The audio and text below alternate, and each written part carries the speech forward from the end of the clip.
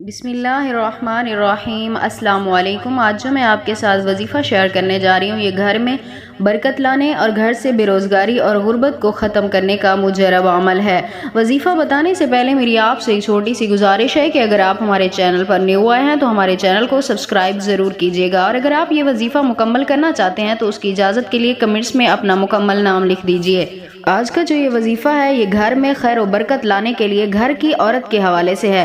گھر میں خیر و برکت لانے میں گھر کی عورت کا بہت بڑا ہاتھ ہوتا ہے۔ اکثر عورتیں ایسی غلطیاں کرتی ہیں جن کی وجہ سے ان کے گھر میں بے روزگاری اور غربت اور جھگڑے اور ہر وقت کی لڑائی جھگڑا ہوتا ہے۔ تو آج جو میں وظیفہ بتاؤں گی اس سے گھر میں سکون اور لڑائی جھگڑا اور گھر میں برکت ہی برکت ہوگی۔ تو یہ وظیفہ گھر کی عورت سحری کے وقت کر لے، یعنی جب سحری کے لیے اٹھے اس وقت یہ وظیفہ کر لے۔ انشاءاللہ تعالی جو عورت یہ وظیفہ کرے گی اس کے گھر میں کبھی بھی غربت نہیں آئے گی۔ تو وظیفے کی طرف چلتے ہیں۔ یہ وظیفہ گھر کی عورت جب سحری کے وقت اٹھے سب سے پہلے تو وضو کرے، ہو سکے تو تہجد کی نماز لازمی ادا کرے، اگر نہیں ہے وقت تو جب آٹا گوندنے لگے اس وقت بسم اللہ الرحمن الرحیم پڑھ کر اس کے بعد 7 مرتبہ یا غنیو یا غنیو یا ذل جلال والاکرام 7 مرتبہ یہ پڑھ کر آٹے کے اوپر دم کرے اور اس کے بعد آٹے کو گوندنا شروع کرے، اور اس کے بعد جب روٹیاں بنائے تب بھی بسم اللہ الرحمن الرحیم پڑھ کر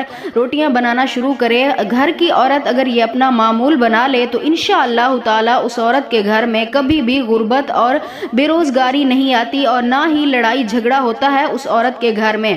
یہ وظیفہ گھر کی کوئی بھی عورت کر سکتی ہے، ضروری نہیں ہے جو گھر کی مالک ہو وہی کرے، جو عورت آٹا گوندے وہی عورت یہ وظیفہ کر سکتی ہے، اور اس کے بعد اللہ پاک سے اپنے گھر کے سکون کے لیے دعا کرے۔ انشاءاللہ تعالی میری دعا ہے اللہ پاک اس عورت کو اس کے ہر مقصد میں ضرور کامیابی عطا فرمائیں گے۔